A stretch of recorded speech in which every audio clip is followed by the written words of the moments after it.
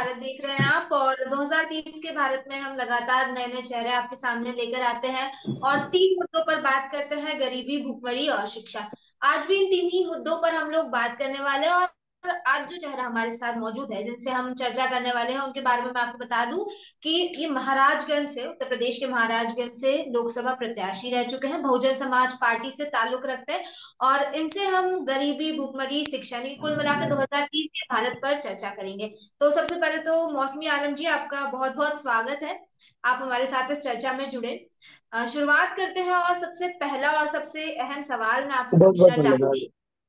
जी, क्योंकि जैसे कि हम 2030 के भारत पर बात कर रहे हैं, मैं आपसे जानना चाहती हूँ कि आपके नजरिए में 2030 तक आप भारत को कहाँ देखते हैं? जैसे देखिए 2030 का जो भारत है उसके लिए सबसे मेन चीज तो ये है कि जो पॉलिटिकल एजेंडे हैं, जो भी पॉलिटिशियन हैं, उनके एजेंडे चेंज करने होंगे। आज हम लोग देख रहे हैं तो हमको जो दिखाई देता है वो ये है कि जो भाजपा है वो सरकार बनाने के लिए सिर्फ काम कर रही है। जो कांग्रेस गठबंधन है वो अपना अस्तित्व बचाने के लिए काम कर रही है। जो आप बोल रहे हैं कि भूखमरी, शिक्षा या बेरोजगारी, जितनी भी चीजें हैं, इसके ऊपर कोई भी पार्टियां ठोस तरीके से काम नहीं कर रही हैं। अगर यही स्थिति इन लोगों का रहा तो आगे का समय बहुत चिंताजनक होगा। और अगर हम लोगों ने इन एजेंडे को अगर जनहित में काम किया या अपने मुद्दों को चेंज किया तो जरूर आने वाला समय अच्छा होगा। अभी तक क्या, मैं जैसे आपके अगर जिले की बात करूं, महाराजगंज की बात करूं, तो क्या स्थिति है वहां पर? महाराजगंज में जो स्थितियां हैं वो, अगर मैं आपको बोलूं तो बहुत अच्छी नहीं है। क्योंकि हम्म। वहां पे क्या है, शिक्षा का जो स्तर है वो बहुत पीछे है। हम्म। मैं अगर आप लोगों को बता दूं, सरकार अगर सही ढंग से काम करती है तो उसे क्या करना चाहिए। अगर मैं हम्म। सरकार में होऊंगा कभी तो मैं जरूर इस पे काम करूंगा। आज के हम्म। समय में अगर शिक्षा को बढ़ाना है तो हम्म। आपको सबसे पहले, आज आप देख रहे हैं कि जितने भी आईएएस ऑफिसर हैं देश के अंदर, हम्म। 85% से ज्यादा आईएएस ऑफिसर, ये सभी लोग जो है सरकारी स्कूलों से पढ़ाई करके आए हैं। हम्म। आज सरकारी स्कूलों में जो सैलरी होता है स्कूल अध्यापकों का, वो फिफ्टी हम्म। थाउजेंड के आसपास होता है। लेकिन लोगों के अंदर इस बात की जागरूकता नहीं है कि जिस प्राइमरी स्कूल में 1,000 रुपया फीस दे के वो लोग पढ़ाते हैं, जहां पे टीचर 10,000 रुपया पगार लेता है, वो हम्म। क्या पढ़ाई करेगा। हम्म। डेफिनेटली सरकारी जो स्कूल के टीचर हैं वह सिलेक्टेड हैं, बहुत अच्छे हैं। बच्चों को वहां पे भेजना चाहिए और हम्म। सरकार को उसके इंफ्रास्ट्रक्चर्स को दुरुस्त करना चाहिए, तभी हम्म। जाके बेहतर शिक्षा हो सकेगा। हम्म। सर, आपने कहा कि सरकारी दूसरी चीज, स्कूल सर, आपने कहा सरकारी स्कूल्स जो है वहाँ के टीचर्स काफी ज्यादा अच्छे हैं और वहां पर भेजना चाहिए बच्चों को, ये बात आपने कही। लेकिन सवाल ये उठता है कि आखिर क्यों क्यों जनता सरकारी स्कूल्स पर भरोसा नहीं कर पाती? अगर हम बाहर उठ के निकले और किसी से भी बात करें तो मैं ये चीज कह सकती हूँ कि कोई भी पेरेंट अपने बच्चे को सरकारी स्कूल में भेजना नहीं चाहेगा जब तक कि उसकी बहुत मजबूरी नहीं होगी। तो आखिर ऐसी क्या वजह है? क्योंकि एक सरकारी चीज में तो जनता का भरोसा और ज्यादा होना चाहिए, लेकिन उसके मैं बावजूद सरकारी चीजों पर भरोसा नहीं हो पा रहा है। क्या जाना चाहिए इसको? मैं मैं आपको लोगों को यही चीजें बता दे रहा हूँ जितना मैंने देखा है और जो नोटिस किया है। मैं आपको बताऊं, मैं खुद सरकारी स्कूल से पढ़ाई किया हूँ और आज एक सक्सेसफुल बिजनेसमैन हूँ। एक हम्म। जमीन स्तर से चढ़ के अगर मैं हजारों करोड़ की कंपनियां बना के रखा हूँ, एक पॉलिटिकल लीडर हूँ, तो डेफिनेटली मैं काफी सक्सेस हूँ।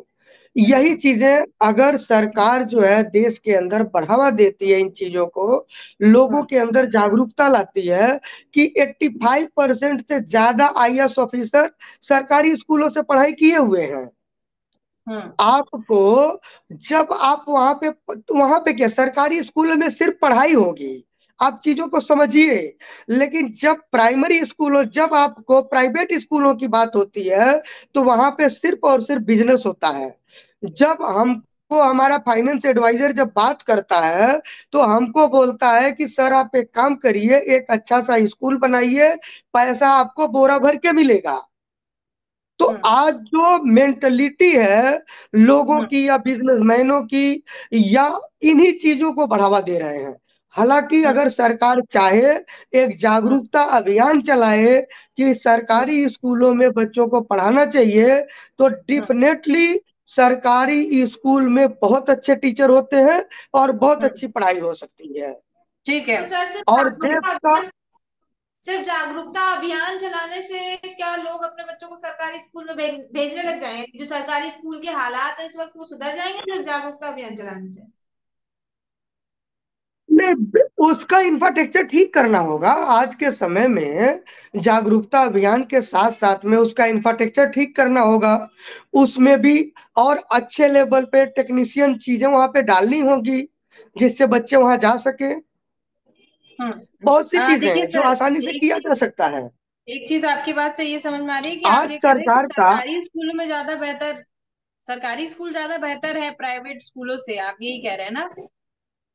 तो इसमें मैं मैं आप अभी सुबह ही एक खबर पढ़ रही थी, हालांकि 3 दिन पुरानी खबर है, महाराजगंज की।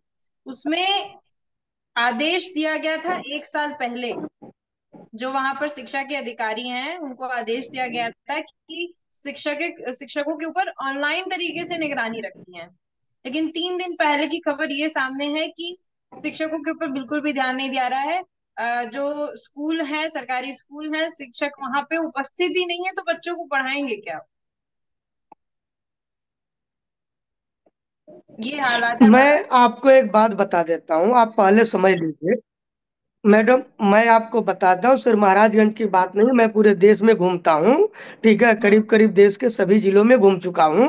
मैं हम्म। आपको एक बड़े जिम्मेदारी के साथ एक बात बता देता हूँ। हम्म। आज जो सरकार है पूरी तरह से करप्ट सरकार है। हम्म।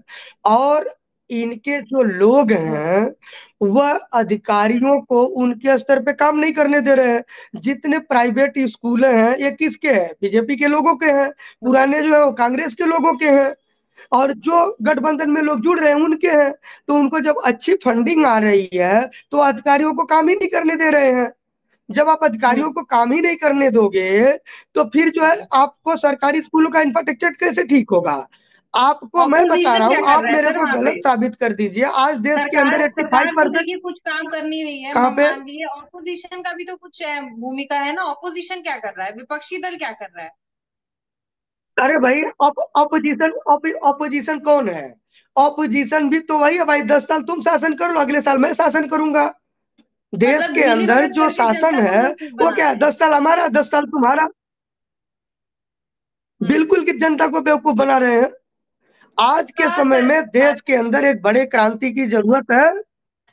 आज हम्म। देश में एक बहुत बड़े क्रांति की जरूरत है इन दोनों पार्टियों को बाहर निकालने के लिए। और हम्म। मैं जरूर इसमें कोशिश करूंगा। और बहन जी भी बहुत अच्छे से इस स्किल्ड के ऊपर काम कर रही हैं। आने वाले समय में हम लोग इसको बेहतर बनाने की कोशिश करेंगे। आप अगर न्यूज सर में अभी किसकी सुने बात कर रहे होंगे, हैं आप? नाम ले पाएंगे क्या? बहन जी किस को बहन डिनोट मतलब कर? बहन कुमारी मायावती जी की बात कर रहा हूँ। मैं बहुजन समाज मायावती जी पार्टी ने का। भी, सर देखिए बुरा मत मानिएगा, मायावती जी ने भी जब राज किया था उस वक्त के भी हालात आप बहुत बेहतरीन तरीके से जानते हैं। मैडम, मायावती जी तो अगर खुद आप, मैं आपको बताता हूँ, आप मेरे स्टेटमेंट सुन लीजिए जो चुनाव प्रचार के समय में मैंने इस्तेमाल किए हैं। मैं आपको बता देता हूँ, बहन कुमारी मायावती जी ने हर गांव में प्राइमरी स्कूलों को बढ़ावा दिया था। हम्म। आपको अच्छी तरह से बात पता होगा। हम्म। वो इसलिए दिया क्योंकि आज क्या हो गया जानती हैं हम्म। आप? आज सरकारी स्कूल जो हम्म। है ग्राम प्रधान के रिश्तेदारों के लिए अलर्ट हम्म। है। शादी के लिए आपको फंक्शन करना है तो आपको सरकारी स्कूल में करना है। हम्म। नेताओं का कोई फंक्शन करना है तो सरकारी स्कूल में करना है। हम्म। तो यह सभी चीजें, इसके लिए तो स्कूल नहीं बने थे। स्कूल तो बिल्कुल शिक्षा के इसका क्षेत्र को मतलब। बढ़ावा देने के लिए बने थे। हम्म। हम्म। आज जो है बिल्कुल सर आज जो है, जो सच्चाई है जमीन की, हम्म। आज आप लोग उसको दिखाइए। मैं हम्म। आप लोगों का बहुत बहुत धन्यवाद देता हूं कि हम्म। आज आप भुखमरी शिक्षा के ऊपर आप बात कर रही हैं। मैं आपको भुखमरी की बात बता दूं। हम्म। भुखमरी कहाँ से आती है? सबसे हम्म। पहली चीज है, भुखमरी कहाँ से? आज भाजपा बोलती थी हम्म। कि मैं आपको 5 किलो राशन दे रहा हूं। हम्म। कांग्रेस ने उसको जवाब दिया कि मैं 10 किलो राशन दूंगा। मैं आपको बड़े जिम्मेदारी के साथ बता दूं, हमारे हम्म। यहाँ जो गांव की औरतें होती हैं, वो 5 से 10 किलो राशन भीख मांगने वाले भिखारी को दे देती हैं। हम्म। अब जब इनको राशन दे के वो उलझा रहे हैं, शिक्षा इनको दे नहीं रहे हैं, चीजों की हम्म। महंगाइयां बढ़ा रहे हैं। जब आदमी कोई भी बच्चा जब शिक्षित नहीं होगा, तो वो उसका डेवलपमेंट ही नहीं हो सकता है। बिल्कुल, हम्म। मतलब सर। डेवलपमेंट होने से हर चीजों को हम आसानी से कर सकते हैं। मतलब सर नीति आप आयोग ये की एक रिपोर्ट सामने आई है, जी मैं मैं आपको बता रही हूँ सर। नीति आयोग की एक रिपोर्ट सामने आई है, उसमें महाराजगंज को प्रथम स्थान मिला है। 5 वर्षों में सरकार ने 3,42,72,000 लोगों को गरीबी से निकाला है। तो मतलब अब क्या माने इसको, ये बताइए। मैडम, गरीबी से निकाला है, किस स्तर पे निकाला है? गरीबी से नहीं निकाला, गरीबों को ही निकाल दिया है। ठीक है। तो कहाँ चले आप गए लोग सब? कुछ चीजें मतलब समझिए। महाराजगंज से हम सारे लोग गरीब राशन हट की गए? दुकान, मैडम सुनिए, नहीं नहीं, मैं आपको बताता हूँ क्या है, गरीबों को कैसे हटाया है आपको मैं बताता हूँ। राशन की दुकान पे 100 रुपए का राशन लेने के लिए पचास हम्म। रुपए का पेट्रोल डाल के बाइक लेके आदमी जाता है राशन लेने को। हम्म। आप अच्छा। समझ रहे हैं इस बात को? हम्म। बाइक लेके 50 रुपए का तेल डाल के आदमी हम्म। 100 रुपए का राशन लेने के लिए राशन की दुकान पे जाता है। हम्म। ठीक इन्होंने है। क्या किया, उन लोगों के ऊपर राशन देना शुरू किया जो हम्म। भाजपा के कार्यकर्ता थे, जो इनके लिए हम्म। दलाली करते हैं। इन लोगों के नामों को डाल दिया और गरीबों को हटा दिया। अच्छा, मतलब सर आप ये कह रहे हैं कि गरीबी सरकार ने, खत्म नहीं हुई। कि मतलब आप ये मान रहे हैं ना कि सरकार ने कुछ नहीं किया? आपको सरकार का क्या काम दिखाई देता, आप मेरे को बता दीजिए। मुझे तो, आपने, मुझे महंगाई के अलावा कुछ भी नहीं दिखता है। मतलब ठीक है। आप ये मान रहे हैं कि सरकार ने जनता के भले के लिए कुछ आज नहीं भी किया, सरकार ने ना पक्ष ने ना विपक्ष ने, ये चीज आप कह रहे हैं ना? आपने ये कहा था कि कुछ ऑपोजिशन और जो सरकार ये, सत्ता में ये बैठी दोनों मिलकर के काम कर रहे हैं, 10 साल आप 10 साल में, है ना? ये चीज, ये आपके शब्द थे, मैं मतलब मानो इस चीज को, है ना? ऐसे ही है ना मैडम, ऐसे ही है बिल्कुल। आप आगे भी देखिए, अभी सरकार ज्यादा से ज्यादा 6 महीने के अंदर चेंज हो जाएगी। ठीक है सर, आपकी बात मान लेते हैं। अगर आपने कह रहे हैं कि सरकार ने कुछ नहीं किया, ना सत्ताधारी पक्ष कुछ कर रहा है ना विपक्ष कुछ कर रहा है, तो देखिए सरकार तो कुछ नहीं कर रही, ठीक है, अब ये बात मान लेते हैं। इतने साल हो गए, 75 साल हो गए आजादी को, आजादी के बाद से यही चीजें लगातार चली आ रही है। कोई भी सरकार आए, धरातल पर काम होते हुए दिखाई नहीं दे रहा। तो सरकार पर तो एक तरह से मुझे लगता है कि हमें आंख बंद करके डिपेंड रहना छोड़ देना चाहिए ना। फिर अगर सरकार कुछ नहीं कर रही है, तो फिर आम जनता क्या कर रही है? अगर मैं आपसे पूछूं, जैसे आपने कहा कि आपका करोड़ों का बिजनेस है ना, करोड़ों की कंपनियां आपने खोल रखी है, मैं तो आपके द्वारा, मैं आपको, नहीं, आपने बताना चाहिए कि आपके हाँ, द्वारा इस दिशा में मैं उठाए अभी, गए। मैं हाँ, मैं आपको बता देता हूँ। मैं महाराजगंज के अंदर अभी 5.5 एकड़ जमीन लिया, चुनाव हारने के दूसरे दिन, और हम्म। उसके अंदर हम्म। में मैन्युफैक्चरिंग यूनिट को, इंडस्ट्री को बैठाने के लिए मैंने उसका डॉक्यूमेंटेशन कर रहा हूँ। नवंबर के महीने में उसे चालू करूंगा। हमने बोला था 5 लाख लोगों को मैं रोजगार दूंगा अगर मैं चुनाव हम्म। जीतता हूं तो, और 50,000 लोगों को सरकारी नौकरी दूंगा। लेकिन वो नहीं हो पाया, मैं चुनाव हार गया। फिर भी जब जो लोग चुनाव मुझे वोट जीतेंगे तो दिए, ही क्यों देंगे? चुनाव जीते बिना नहीं दे सकते हैं क्या आप? दूंगा। मैं जैसे उस दिशा में आपने काम कर कहा रहा हूँ। कि भारतीय जनता पार्टी या कोई भी ऑपोजिशन पार्टी जो है, वो 5 किलो राशन दे रही है, 5,000 रुपए दे रही है, तो दूसरा वाला 10,000 रुपए दे रहा है। आप भी तो वही कर रहे हैं कि मैं जीतूंगा तो मैं इतनी नौकरियां दूंगा, बिना जीते देखे देके। हाँ, मैं तो बिना जीते दिया हूँ। आज के डेट में मेरे पास 2,000 से ज्यादा वर्कर काम करते हैं। हम्म। आज के नहीं, डेट जो में फैक्ट्री जो टू आप स्टैब्लिश कर रहे हैं उसकी थाउजेंड, बात कर रही हूँ। क्या चीज? तो सरकारी जो नौकरी आपने मेरे कहा। सिग्नेचर से तो होगा नहीं ना। सरकारी नौकरी तो मेरे साइन से नहीं होगा, मैं तो प्राइवेट हाँ। नौकरी ही दे सकता हूँ लोगों को, वो तो मैं हम्म। दे रहा हूँ। इंडस्ट्री हम्म। बैठा रहा हूँ, इंडस्ट्री के अंदर लोगों को कारोबार दूंगा। हम्म। हाँ बिल्कुल, वो दे रहे मैं हैं तो वही करूंगा, वो मैं कर रहा हूँ। बिल्कुल ठीक है, वो चीजें सामने दिख रही हैं। हाँ लेकिन जब हम जैसे आपके जिले की बात कर रहे हैं, महाराजगंज जिले की बात कर रहे हैं, जैसे ही आप खुद अ, जब आप पढ़ते होंगे, न्यूज अपडेट्स पढ़ते होंगे, तो आप महाराजगंज के बारे में अगर जानने की कोशिश करेंगे ना, तो उसमें साफ दिखा रहा है कि महाराजगंज आज की डेट में सबसे बेहतरीन बन चुका है। शिक्षा के क्षेत्र में, गरीबी के क्षेत्र में नीति आयोग की रिपोर्ट बता रही है। आप कह रहे हैं कि कुछ भी नहीं हो रहा है, तो यहाँ ये जनता सब तो असमंजस में ये आयोग किसका है? आयोग को मॉनिटरिंग कौन करता है? वही वही चीज, वही मैं कह रही हूँ कि नीति आयोग ये पे चलिए सभी आयोग, भरोसा कोई कर आपको नहीं रहा है। आपको सुनिए ना मैडम, आप सुनिए ना, आप लोग यह बात बढ़िया से जानते हैं, जहां हम्म। पे सीएम तक सेफ नहीं है जिस देश के अंदर, हम्म। भ्रष्ट है, नो डाउट भ्रष्ट है, लेकिन अगर सीएम जेल में चला जाता है, सभी हम्म। आयोग जो है सरकार इस्तेमाल कर रही है, तो नीति हम्म। आयोग भी तो पूरी तरह से सरकार के कंट्रोल में है, वो सही काम हम्म। कैसे कर सकती है? हम्म। आप बिल्कुल। जमीन पे घूमिए, सुनिए, मैं आपको हम्म। बताता हूं, मैंने हम्म। पूरे जिम्मेदारी के साथ जितने हम्म। भी न्यूज दिए हैं, सभी हम्म। वाइड्स के अंदर मैंने बताया है कि आप मेरे साथ घूम लीजिए। मेरी हम्म। गाड़ी अगर आगे चलेगी तो हम्म। पीछे की जो गाड़ियां हैं वो धुंध से दिखाई नहीं देती हैं। हम्म। यह है रोड का वहां पे इंफ्रास्ट्रक्चर। हर साल जो है कम से कम हजारों एकड़ गेहूं की फसल जलती है महाराजगंज के अंदर। मैंने डीएम हम्म। साहब को बोला कि गेहूं की फसल तैयार होने से पहले आप नहरों में पानी छोड़ दीजिए, मानसून हम्म। ठंडा हो जाएगा। और अगर हम्म। मानसून ठंडा नहीं भी हुआ, आग लग भी गया, तो उस पानी की मदद से गांव के लोग आग को बुझा लेंगे। लेकिन हम्म। उन्होंने ऐसा नहीं किया। आज हम्म। हजारों एकड़ खेतियां जल जा रही हैं, आप बोल रही हैं कि वहां पे सरकार ने काम किया है। अब बताए वो जो हमको, अब देखिए सामने बता देंगे। जो नीति आयोग के रिपोर्ट से आंका जा रहा है उससे तो ये समझ में आ रहा है, लेकिन वास्तविक स्थिति जानना था, इसलिए हम आपसे जुड़े, आपसे जान रहे हैं। चलिए मान लीजिए कि आप चुनाव जीत गए, मायावती जी बहन की सरकार आ गई, उसके बाद महाराजगंज को कैसे बदलेंगे? क्योंकि अभी तो हालत बद से बदतर है, हर जगह महाराज हाहाकार सुन मचा लीजिए, हुआ है। मैं आपको बड़े जिम्मेदारी के साथ एक बात बता देता हूँ। महाराजगंज डिस्ट्रिक्ट बनने के बाद वहां पे आपको पता है मुख्यालय नहीं था। हम्म। बहन जी की जब सरकार बनी हमारे यहाँ पे, एक भी हम्म। एमएलए उनका नहीं था, एक भी एमपी उनका नहीं था। कभी भी हम्म। बसपा का एमपी आज तक नहीं हुआ महाराजगंज में। हम्म। हम्म। जो महाराजगंज के अंदर में अगर बहन कुमारी मायावती जी के विकास कामों को अगर हटा दिया जाए, तो हम्म। पांच भी ऐसे बिल्डिंग नहीं है जो किसी दूसरी सरकार ने किया हो। यह महाराजगंज की स्थिति है हम्म। अभी। शिक्षा के क्षेत्र की अगर आप बात करेंगी, तो बहन कुमारी मायावती जी की सरकार में आप लोगों ने देखा होगा, हम्म। उर्दू अरबी जो यूनिवर्सिटी है लखनऊ के अंदर, वो बहन कुमारी मायावती जी ने बनाया था। उनके उर्दू और सरकार में अरबी आप, यूनिवर्सिटी।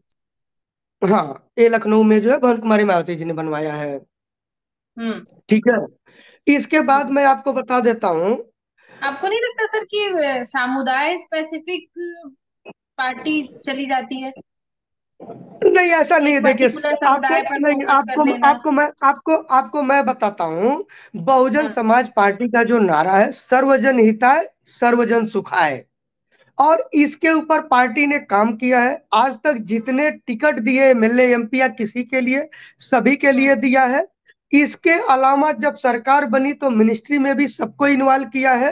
कोई भी ऐसा हम्म। धर्म और जात का आदमी नहीं है जो इस पार्टी में नहीं होता था, भाजपा की हम्म। तरह। ठीक है, तो हम्म। इसको जो है ना सिर्फ बदनाम किया जाता है, क्योंकि हम्म। सबको पता है कि बहन कुमारी मायावती जो है वो दलित समाज की है। अगर वह देश हम्म। की मुख्यमंत्री या प्रधानमंत्री बनती हैं, तो आज के समय में जो लोग हैं, जो अलग अलग पार्टियों के लोग हैं, ये लोग उसको एक्सेप्ट नहीं करना चाहते हैं कि एक दलित समाज हम्म। की महिला जो है आज जो है मतलब प्रधानमंत्री बने। नहीं तो मैं आपको बता देता हूं, जो इन्होंने अभी इस चुनाव में जो गलतियां हुआ कि उत्तर हम्म। प्रदेश में जो है उत्तर प्रदेश में संविधान खतरे में था। लेकिन हम्म। बाकी के स्टेट में संविधान खतरे में नहीं था, वहां पे इस मुद्दे को नहीं बढ़ाया गया।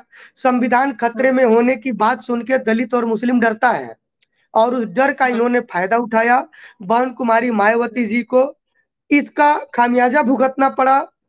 हम लोगों ने बहुत हम्म। मेहनत किया, लेकिन उस हम्म। मेहनत के साथ साथ में संविधान के खतरे का जो डर था लोगों के अंदर, उसको निकाल नहीं पाए। लेकिन आज वह हम्म। सभी वोटर इस बात से पछता रहे हैं कि उनसे हम्म। गलती हुई है। आगे चल के वह सभी लोग हमारे साथ हैं। आगे हम लोग 2027 में बहुत अच्छा करेंगे। हम्म। आज आप देख रही होंगी, कल कल परसों का एक मोदी जी का एक ये था, माननीय प्रधानमंत्री जी ने बताया कि हम्म। अगर स्टाफ टाइम पे ड्यूटी नहीं आता है तो उसका आधा हाजिरी लगाया जाएगा। तो आपने भी कुछ न्यूज़ नहीं हो देखा रहा है सर रहेगा। वहां पे। नहीं, सुन तो तो भी तो कुछ लीजिए, नहीं सुन। हो रहा है। मैडम सुन सुन तो लीजिए, पूरी बात तो सुन लीजिए। हम्म। आधा हाजिरी हम्म। देने की बात उन्होंने किया। लेकिन आपको पता होगा, जब बहन कुमारी मायावती जी की सरकार थी, हम्म। आपका पूरे स्टेट के अंदर 10 बजे की हम्म। ड्यूटी है तो ऑफिसर जो है 9:30 बजे गेट पे खड़ा मिलता था। हम्म। हम्म। ये था बहन कुमारी मायावती जी का सरकार चलाने का तरीका। अच्छा। तो आप सर समझिए। चलिए, आप मायावती जी की बहुत तारीफ कर रहे हैं। मैं एक चीज आपसे जानना चाह रही हूँ कि बहुत पढ़ी लिखी हैं, आपने तारीफ की, बहुत अच्छा काम भी करती हैं, तो भी भाषण देते वक्त तो पढ़कर भाषण देती हैं, इसके पीछे की क्या वजह है? देखिए क्या होता है, उनका जो भाषण है, स्पीच देना, लिख के बोलना, दरअसल क्या होता है कि बहुत से लोग ऐसे होते हैं जो बात करते करते थोड़ी सी बातें इधर उधर जाती है और लाइन अप नहीं हो पाता है। तो बहन हम्म। कुमारी मायावती जी की सोच एकदम क्लियर है कि जो हम्म। हमारा संदेश लोगों के पास जावे, वह पूरी तरह से निरीक्षण करके ही जावे, कोई गलती न हो। उन्होंने डॉक्यूमेंटेशन को बहुत ज्यादा प्रायोरिटी दिया हुआ है शुरू से लेके आज तक, और हम्म। इसीलिए वह जो डॉक्यूमेंटेशन पे भरोसा करती हैं और वह हम्म। देख कर बोलती हैं। सर आप चुनाव लड़े थे ना इस बार, हम्म। हम्म। तो हार गए, हाँ तो जीत क्यों नहीं पाए सर? काम किए होते तो जीत जाते। मैडम, काम आदमी कैसे करेगा, आप पहले समझ लीजिए। मेरे यहाँ पे काम काम करने के लिए कैसे तो पहले करेंगे? मुझे, मैं आपको बता रहा हूँ ना, मुझे महाराजगंज जिले में काम हम्म। करने के लिए तो पहले मुझे कमाना पड़ेगा ना। और कमाने के लिए महाराजगंज में इंडस्ट्री नहीं है, इस वजह से आपने मुझे किस मुंबई जाना पड़ा।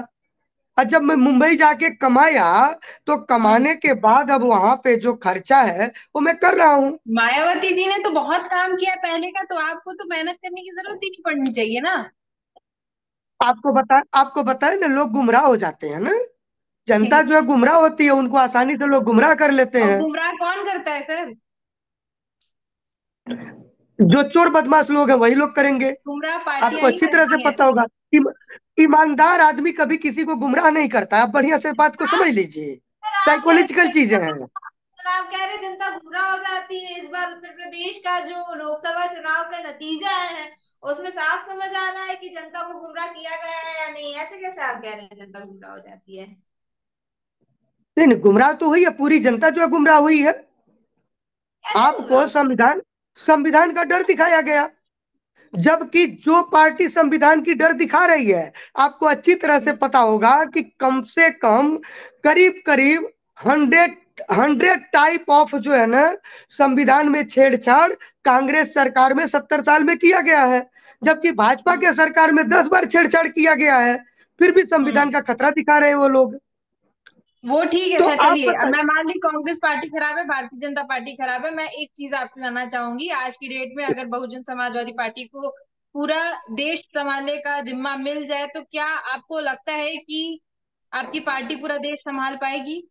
क्या उस लेवल पे मैं, पहुंच चुकी है कि पूरा देश संभाल मैं, पाएगी, और भी मैं, पार्टियां काम नहीं कर पा रही हैं उससे भी अच्छा आप काम करके दिखाएंगे?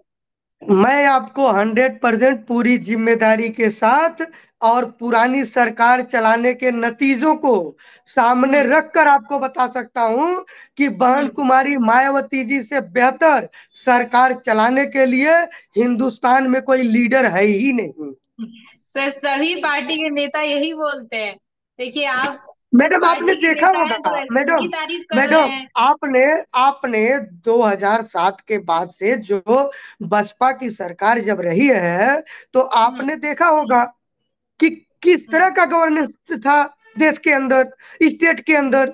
एक भी दंगे फसाद नहीं हुए, कोई जातिवाद नहीं हुआ, सभी धर्म के लोगों को सम्मानित किया गया। हर क्षेत्र में जो प्राइमरी स्कूल है उनको हर गांव में बनाया गया। दलितों का जनता पूरा की सम्मान देखिए, होता था। जनता विश्वास ही नहीं कर रही है ना इस बार के चुनाव में, फिर आपको मिल गई होती सीटें, क्यों नहीं मिल पाई? आप समझिए, सीटें देखिए, नहीं मिलना। भारतीय जनता पार्टी कहते हैं ना कि गुमराह किया गया। भारतीय जनता पार्टी का राम मंदिर के नाम पे लोगों का वोट, लेकिन आप देखिए युवा वोटर हमेशा उसी को वोट देगा जिसको समझ पाएगा कि नहीं हमारे लिए काम कर रहे हैं। आपने भारतीय मैडम जनता एक्चुअल पार्टी में, को देखा उत्तर प्रदेश में कैसे डगमगाई बीजेपी की स्थिति। मैं ये कह रही हूँ कि जनता को कोई गुमराह नहीं कर सकता। अगर जनता को विश्वास हो गया कि हमारे लिए मायावती जी ऐसा कर सकती हैं, तो मायावती जी को पहले कुछ करके दिखाना होगा। जैसा आप कह रहे हैं कि उनके और कितना, और शासनकाल में बहुत कितना सी आप चीजें बताइए हुई हैं, मुझे, तो और कितना दिखाने की जरूरत है? 4 बार क्यों सीएम नहीं रही जनता है। ने चुना? जनता चार ने क्यों बार नहीं सीएम। चुना फिर? जनता जो है, जनता अगर नहीं चुनी है तो उसमें जो है ये चोर बदमाश लोग जो हैं, इन लोगों ने उनका मिसयूज किया, उनको गुमराह किया। आप समझिए ना चीजों को। संविधान का खतरा है क्या? आप जो पढ़ी लिखी हैं, आप संविधान को जानती हैं। संविधान बदला जा सकता है क्या देश का? पूरी क्रांति संविधान आ क्यों जाएगी देश के बदलेंगे? अंदर।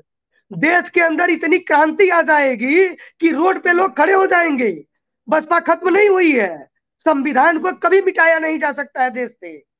और इस बात का डर दिखाकर लोगों को, अनपढ़ लोगों को गुमराह किया गया हम्म कि चलिए, कहां से मायावती जी सही की है। आपने बहुत तारीफ करी। मायावती जी के बाद आपके सबसे पसंदीदा नेता किसको आप मानेंगे, ये बताइए।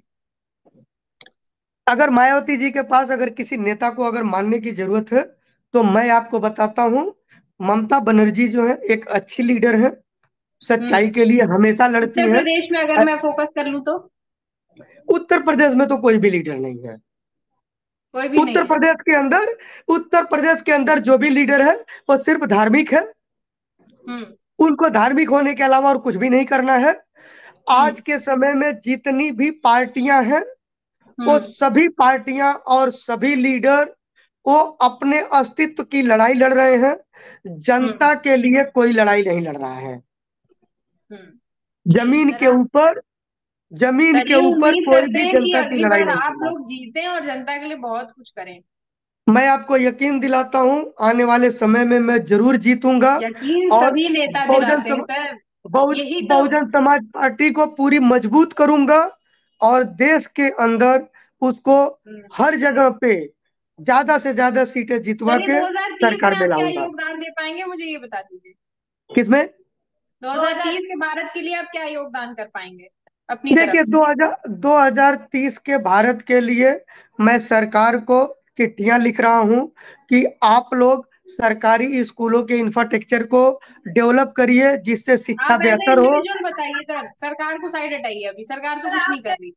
कुछ नहीं करना। इंडिविजुअल जो है, आप समझ लीजिए मैं एक इंडस्ट्रियलिस्ट हूँ। मैं हम्म इंडस्ट्री को बढ़ावा दूंगा। और हम्म इसके अलावा जो मेरे पार्टी के लोग हैं या जितने हम्म भी हैं उनकी सदस्यता बढ़ाई जाएगी, उसके ऊपर हम्म काम किया जाएगा। इनके लिए हम्म। अलग से अभी लीगल एडवाइजर रखे जाएंगे। पार्टी के सरकारी अनुदान। हम्म? पार्टी के लोगों के बारे में नहीं जानना चाह रहे, हम आम जनता के बारे में जानना चाह रहे हैं। आम जनता के लिए आप क्या करेंगे? मैं आपको तो बताया, मैं जनता के लिए जो है, मैं कल्चरल चीजें भी करता हूँ, मैं मूवी बनाता हम्म हूँ। तो सर एक मिनट कहूंगी। सर, थोड़ा सा अपना कैमरा ठीक कर लीजिए, आपका क्या आधा फेस आ रहा है फ्रेम में।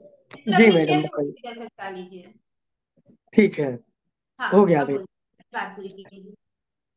देखिए, आपको मैं बता देता हूँ, हमारा जो जिम्मेदारी जनता के लिए है वो वही हम्म है कि ज्यादा से ज्यादा मैं एम्प्लॉयमेंट को बढ़ावा दूं, लोगों ठीक को है। रोजगार मिले, जिससे लोगों को रोजगार मिले। और शिक्षा के क्षेत्र में मेरा एक फाउंडेशन है, मासमे फाउंडेशन, जो हायर एजुकेशन के लिए फंडिंग करता है। हम्म एक्सीडेंटल मेडिकल प्रॉब्लम्स के लिए मैं कुछ हॉस्पिटल्स के साथ बात कर रहा हूं कि अगर कोई भी हॉस्पिटल है, उन जो एक्सीडेंट हो रहे हैं उनको इमीडिएट बेसिस पे उनका इलाज किया जाए। अगर हम्म वह तुरंत पैसे नहीं देता है तो उसके लिए मेरे फाउंडेशन का चेक बैंकों के पास होगा, बिटवीन 7 डेज पेमेंट नहीं मिलने से वो मुझसे रिकवर कर सकते हैं। मैं इसके ऊपर भी काम कर रहा हूँ, ठीक क्योंकि है। एक्सीडेंट एक्सीडेंट एक ऐसी चीज है, एक एक मिनट का जो समय महत्वपूर्ण होता है आदमी का जान बचाने के लिए। बिल्कुल ठीक है, तो मैं मतलब इस हम तरह का आपकी भी तरफ से सोशल ये वर्क में उम्मीद काम करें कर रहा कि हूँ। आप जो बेरोजगारी है उसको खत्म करने में आपका 2030 में ये बहुत बड़ा योगदान रहेगा, यह मान के चलते हैं। जी बिल्कुल मैडम, जरूर होगा। मैं आपको यकीन दिलाता हूँ 2030 तक कम से कम 50,000 के आसपास वर्कर हमारे साथ होंगे। चलिए, बहुत ये बढ़िया सर, बहुत बढ़िया, बहुत बहुत धन्यवाद सर हमारे साथ जुड़ने के लिए। बहुत बहुत धन्यवाद सर जी आपका। मैडम, 2030 में धन्यवाद। आपने यकीन दिलाया, 2027 में आपने कहा है कि आप जरूर जीतेंगे, ऐसा आपने यकीन दिलाया, तो 2030 में आपसे 2027 में मैडम मैं नहीं जीतूंगा, कि मैं चुनाव नहीं लड़ूंगा, आप समझ लीजिए। पार्टी जरूर जीतेगी, और पार्टी को जिताने के लिए मेरा जितना योगदान की जरूरत है मैं जरूर करूंगा। चलिए बिल्कुल ठीक है। सर, जुड़ेंगे हम, फिर आपसे चर्चा की जाएगी 2030 में। और जैसा आपने कहा है कि आप ये योगदान देंगे, तो आपसे बात की जाएगी उस वक्त। अभी आपका बहुत बहुत धन्यवाद, आप हमारे साथ जुड़े और तमाम चर्चा की आपने। धन्यवाद सर। धन्यवाद सर, धन्यवाद। तो जिस तरह से आपने देखा, मोहम्मद मौसमी आलम जी हमारे साथ जुड़े थे महाराजगंज उत्तर प्रदेश से।